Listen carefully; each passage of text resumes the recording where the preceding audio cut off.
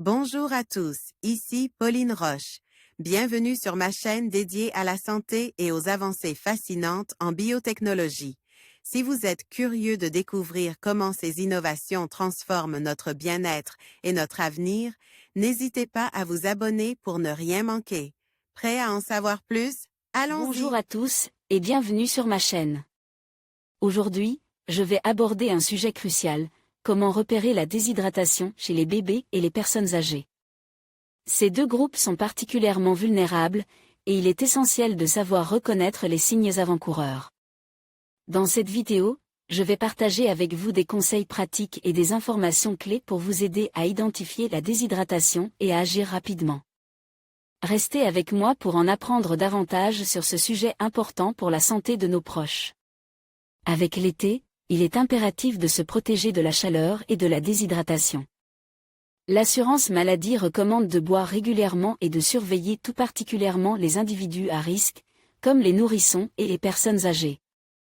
La déshydratation correspond à un manque d'eau et de sels minéraux dans l'organisme.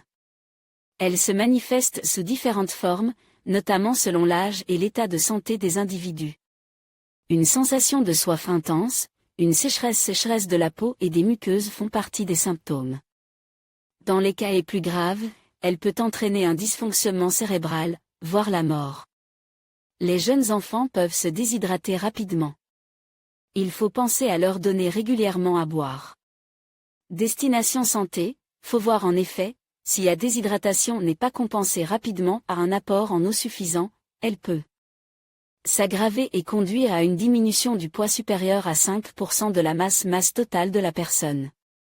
Lorsqu'elle dépasse 10%, le bon fonctionnement des organes vitaux comme le cœur, le foie et le cerveau peut être compromis. La Caisse primaire d'assurance maladie, CPAM, rappelle donc qu'il est important de s'hydrater régulièrement. Un certain nombre de signes doivent alerter en cas de déshydratation: une soif intense, une bouche et une langue sèches, un regard terne et des yeux enfonce, l'apparition d'un pli cutané, une peau sèche, froide et pâle, une fièvre, des urines en faible quantité, des maux de tête, une désorientation et des vertiges, des troubles de la conscience, malaise, étourdissement, etc.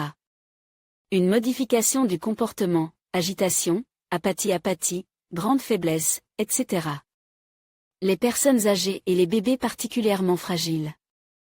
Certaines classes de la population comme les jeunes enfants et les personnes âgées sont plus sensibles à la déshydratation que les autres.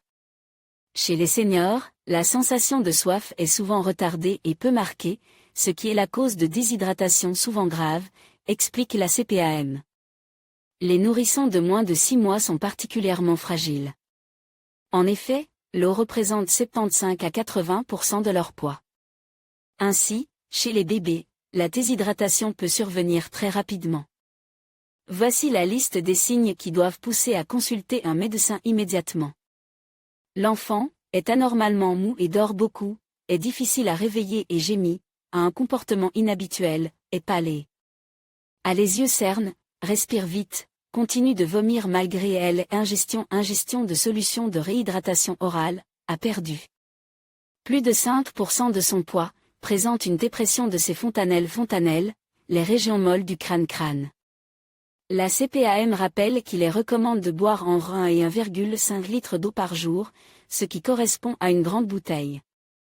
Cette quantité doit être augmentée en période de grande chaleur. Buvez de petites quantités tout au long de la journée, et pensez également à varier les apports en consommant d'autres boissons.